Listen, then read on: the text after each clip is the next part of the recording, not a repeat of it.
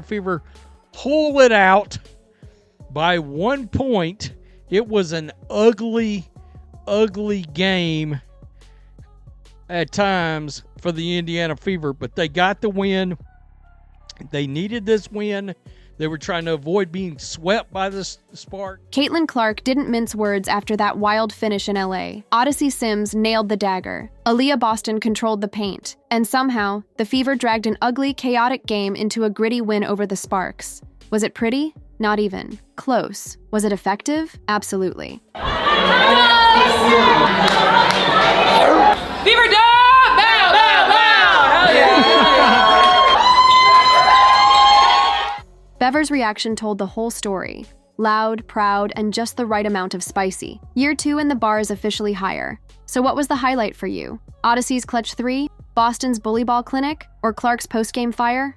Let's be real, this game looked like it was held together with duct tape and caffeine. The second quarter dragged, the third somehow got worse, and both squads were bricking layups at a rate that should honestly be illegal in a pro gym. But when the clock hit crunch time, Odyssey Sims turned into the grown-up in the room. Aaliyah. Boston turned into a forklift, and the Fever limped out of LA with a 1-point win that somehow felt like a double-digit statement. We're a good group, from the coaching staff to the ownership to my teammates. Everybody is so genuine. Everybody pours into each other more than I've ever seen on any other team I've ever been on.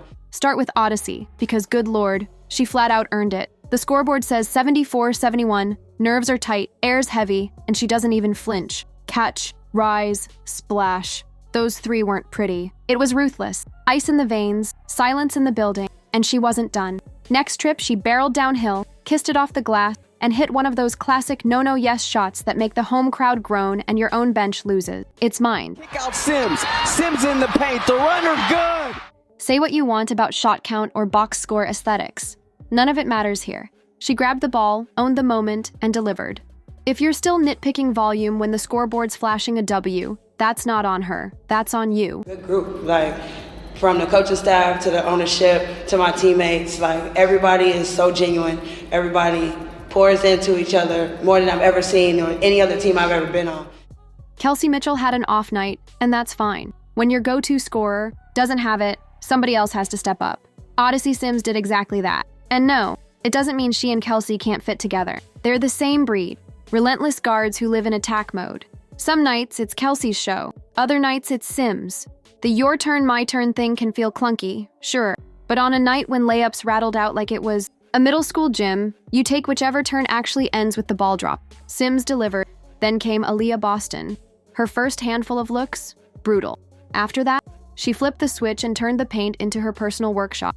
She went 11 for 13 after the slow start, stacking 22 points, 11 rebounds, 4 assists, and bruises all over the Sparks' front line. She sealed deep, finished through contact, and tracked rebounds like a magnet. That's the version the Fever needs every single night. Decisive, physical, and completely unimpressed by single coverage. And give Lexie Hull her flowers. 2, black eyes and still diving, still closing out, still cutting lanes. That's toughness. That's culture. That's how you win ugly. And there's Lexie Hull. You can see both of her eyes. Even on a night when her jumper went quiet, you could feel the jolt she gave them. Energy, pace, belief. Her pass is deflected, picked up by Hull ahead of the pack. That near charge moment in the fourth? Huge. Stephanie White didn't hesitate, tossed the challenge, and came out on top. It kept a starter on the floor and swung momentum back toward Indiana. That's coaching chess, not checkers. White doesn't always get credit for her adjustments. But that call was massive and showed she knows when to take a risk. Aerial powers deserve flowers too. Was her night perfect? Not even close. But timing matters more than perfection. She drilled big trees right when the Fever was slipping, and that kept the floor from falling out beneath them. Natasha Howard didn't have her best scoring game, but she battled, hit the glass, and wore down LA's length. That's what vets do. Contribute even when the shot isn't there. And Bree Turner? Quiet, steady, and most importantly, no disasters. Sometimes the best compliment for a rotation piece is simply, you didn't hurt the team. Tonight, that mattered. Now, let's talk about the mess, because this game was messy. Indiana missed layups like they were allergic to the rim. LA coughed up the ball like they were allergic to possessions. For long stretches, it felt like both squads were hooping in wet socks. But here's the thing. When it gets that ugly, tougher team wins. The one that doesn't flinch at a 13-11 quarter. The one that keeps talking on defense, boxing out, grinding even when buckets vanish. Indiana leaned into the mud and owned it. And then there's Cailtin Clark. Don't let the box score fool you. Her presence was everywhere. She wasn't clapping politely on the bench. She was loud, animated, and completely on brand for year 2. She yelled for pace when the Fever stalled, barked out matchups, and told teammates to cut the ref talk before wallets got lighter. That's leadership. After the buzzer, her face said everything. Relief, pride, and a little salt to remind people standards are higher now. What haters miss is this: leadership doesn't vanish if you're not the one hitting the dagger. Clark was coaching from the sideline, chopping the air for ball movement when Indiana got stuck. Kick, swing, second side. And wouldn't you know it? The dagger 3 that sealed it came off exactly that flow. That's culture building in real time. Credit to LA too. Azura Stevens was a handful on the boards and as a short roll option.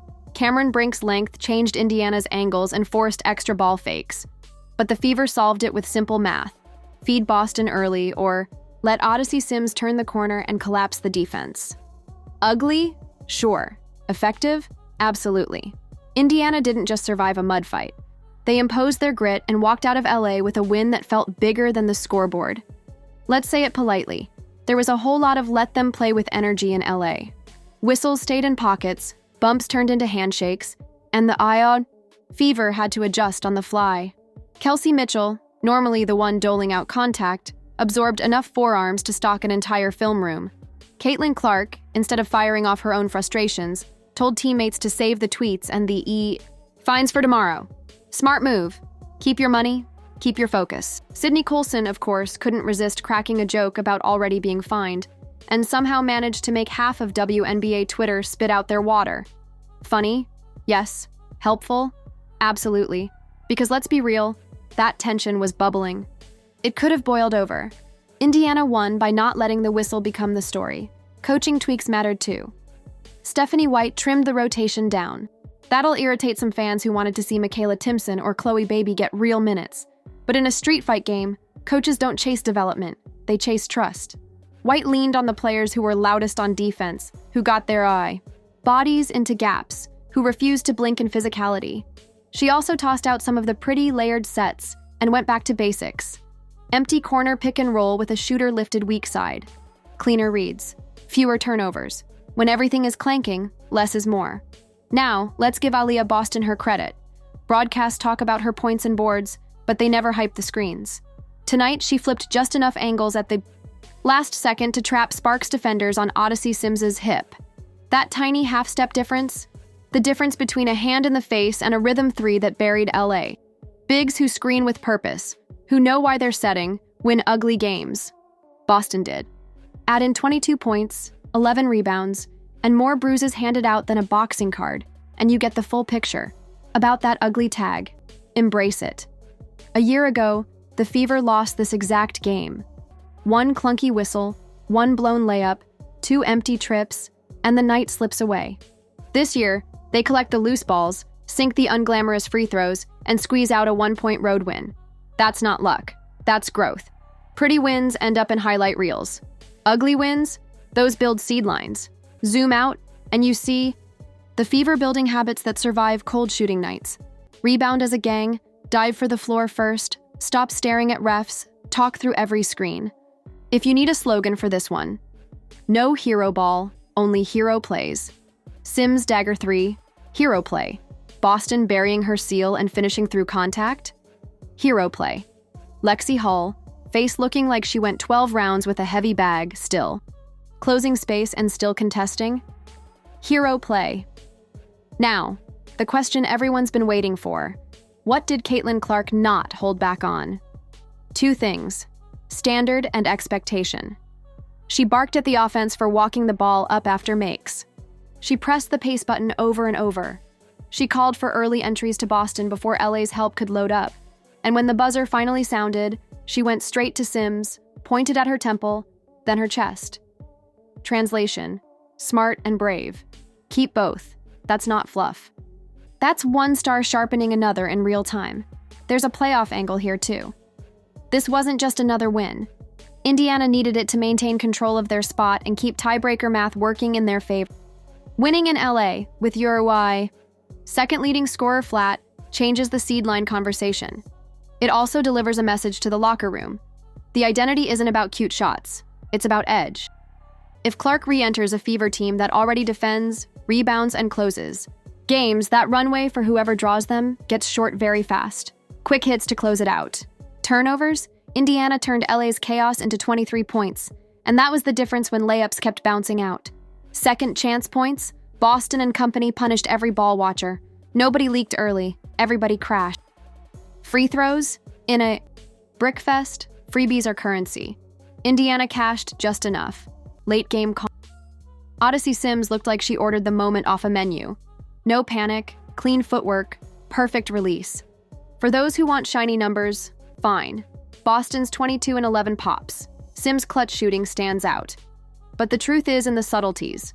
Boston's screen quality, her deep seals, Sims' decisions after the catch. And Clark's fingerprints weren't about stat lines at all.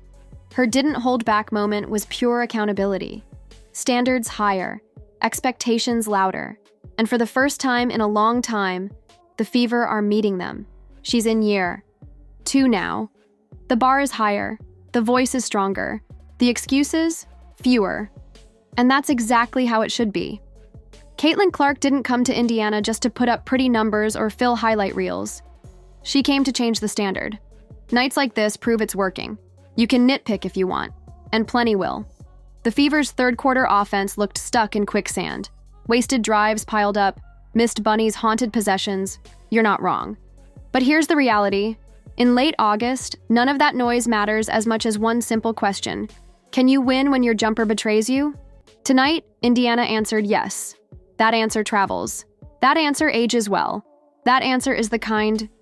You remember when the bracket drops? When a top seed scans the board and mutters, "Ugh, not them." Final thought on Odyssey Sims. Every team with playoff dreams needs one fearless guard who treats pressure like a snack. Sims gave them that.